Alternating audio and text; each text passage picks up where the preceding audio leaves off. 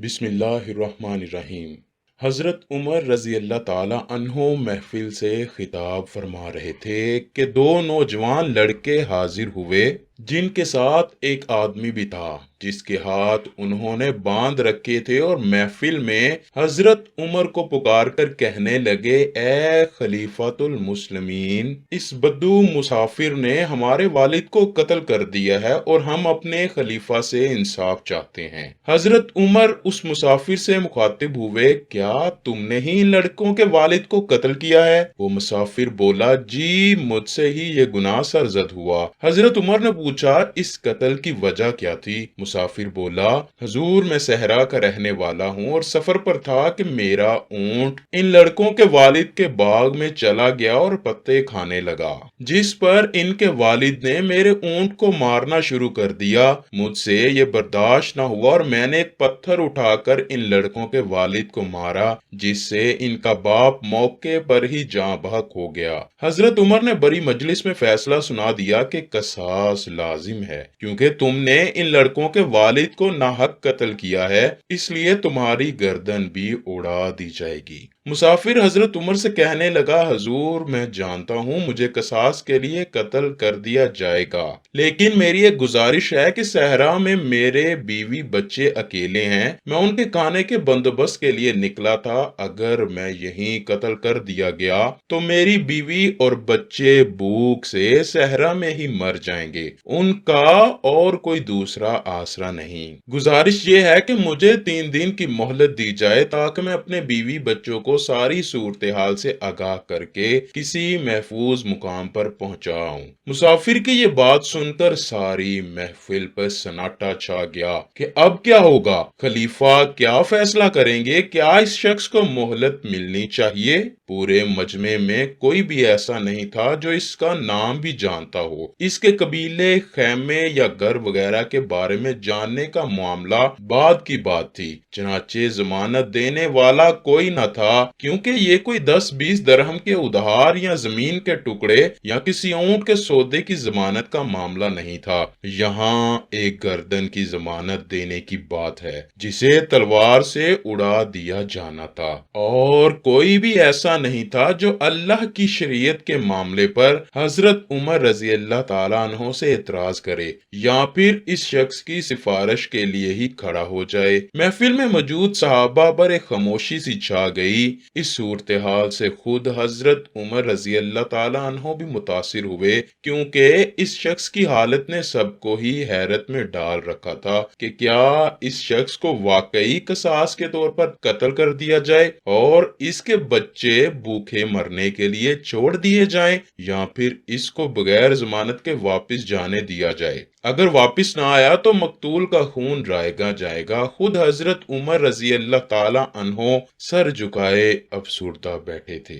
हजरत उमर ने इन दोनों लड़कों की तरफ देखा जिनके वालिद को मुसाफिर ने कत्ल किया था। क्या तुम दोनों इस शख्स को माफ कर सकते हो? नहीं, हरगिज नहीं, हम अपने बाप का कसास लेकर रहेंगे। इस शख्स को अभी कत्ल किया जाएगा, क्योंकि ये बगैर जमानत के यहाँ से नहीं जा सकता और जमानत इसके पास है ही नहीं, इसको तो कोई जानता ही नहीं। दोनों लड़कों ने यक जुबान होकर कहा। हजरत उमर ने बुलंद आवाज से कहा, ए लोगो, मैं आखिरी बार पूछ रहा हूँ, क्या कोई इस मुसाफिर की जमानत दे सकता है कि ये 3 दिन के लिए अपने बच्चों के पास जा सके? अचानक एक कोने से कपकपाती हुई आवाज बुलंद हुई, मैं जमानत देता हूँ इस शख्स की। ये आवाज जलीलुल कदर सहाबी, बूढ़े सहाबी हजरत अबू जर गफ्फारी रजी अल्लाह ताला अन्हो की थी। ऐसे जलीलुल कदर सहाबी के जिनके बारे में नबी मुकर्रम हजरत मोहम्मद सल्लल्लाहु अलैहि वसल्लम ने फरमाया, जिसे ये बात पसंद हो कि वो सूरत और सीरत में हजरत ईसा अलैहिस्सलाम के मिसल को देखे तो वो अबू जर को देख ले। चनाचे हजरत अबू जर गफ्फारी रजी अल्लाह ताला अन्हो अपने जोहदो सदक से भरपूर बुढ़ापे के साथ खड़े होकर कहने लगे, मैं जमानत देता हूँ इस शख्स की। हजरत उमर रजी अल्लाह ताला अन्हो ने कहा, अबू जर, इसने कत्ल किया है, चाहे कत्ल ही क्यों ना किया हो। हजरत अबू जर गफ्फारी ने अपना अटल फैसला सुना दिया। हजरत उमर रजी अल्लाह ताला अन्हो ने कहा, जानते हो इसे? हजरत अबू जर गफ्फारी रजी अल्लाह ताला अन्हो ने फरमाया, نہیں جانتا۔ حضرت عمر نے کہا تو پھر کس طرح ضمانت دے رہے ہو؟ ابو ذر غفاری رضی اللہ تعالیٰ عنہ نے فرمایا میں نے اس کے چہرے پر مومنوں کی صفات دیکھی ہیں اور مجھے ایسا لگتا ہے کہ یہ جھوٹ نہیں بول رہا، انشاءاللہ یہ لوٹ کر واپس آ جائے گا۔ حضرت عمر رضی اللہ تعالیٰ عنہ نے پھر فرمایا ابو ذر دیکھ لو، اگر یہ 3 دن میں لوٹ کر نہ آیا تو مجھے تمہاری جدائی کا صدمہ برداشت کرنا پڑے گا۔ امیر المؤمنین پھر اللہ مالک ہے۔ حضرت ابو ذر نے اپنے فیصلے پر ڈٹے ہوئے جواب دیا۔ چنانچہ وہ شخص حضرت عمر رضی اللہ تعالیٰ عنہ سے 3 دن کی مہلت پا کر رخصت ہوا، کچھ ضروری تیاریوں کے لیے بیوی بچوں کو الوداع کہنے اور اپنے بعد ان کے لیے کوئی راہ دیکھنے کے لیے۔ چنانچہ 3 راتوں کے بعد عصر کے وقت شہر میں منادی کرا دی گئی۔ نوجوان اپنے باپ کا قصاص لینے کے لیے بے چین اور لوگوں کا مجمع اللہ کی شریعت کی پابندی دیکھنے کے لیے جمع ہوا۔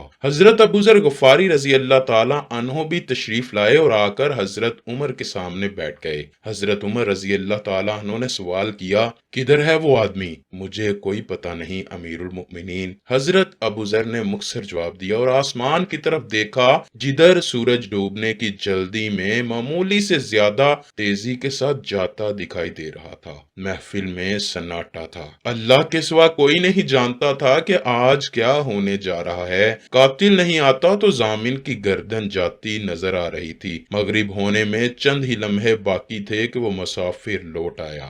سارے مجمع میں اللہ اکبر کی صدائیں بلند ہوئیں۔ حضرت عمر اس مسافر سے مخاطب ہوئے تمہارے لوٹ کر آنے کی کیا وجہ بنی؟ اگر آج تو لوٹ کر نہ بھی آتا تو ہم تمہارا کیا کر لیتے؟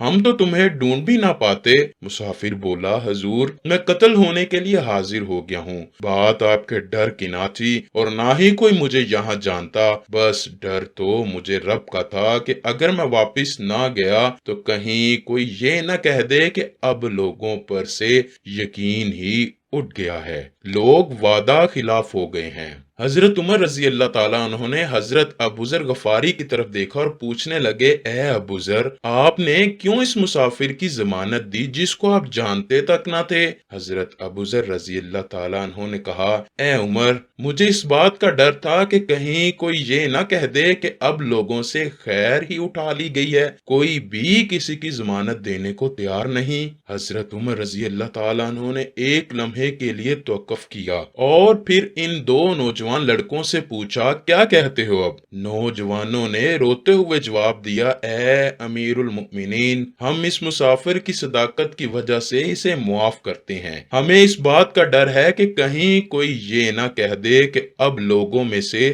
عفو درگزر بھی اٹھا لیا گیا ہے۔ حضرت عمر کی داڑھی آنسوؤں سے تر ہو چکی تھی، آپ نے زور سے اللہ اکبر کی صدا لگائی اور رونے لگے۔ آئیے دوستو اب ہم اپنا محاسبہ کرتے ہیں، کیا آج ہم وعدہ خلاف نہیں بن گئے؟ کیا ہم سے خیر کو اٹھا نہیں لیا گیا؟ کیا ہم میں درگزر کرنے کی خصوصیت موجود ہے؟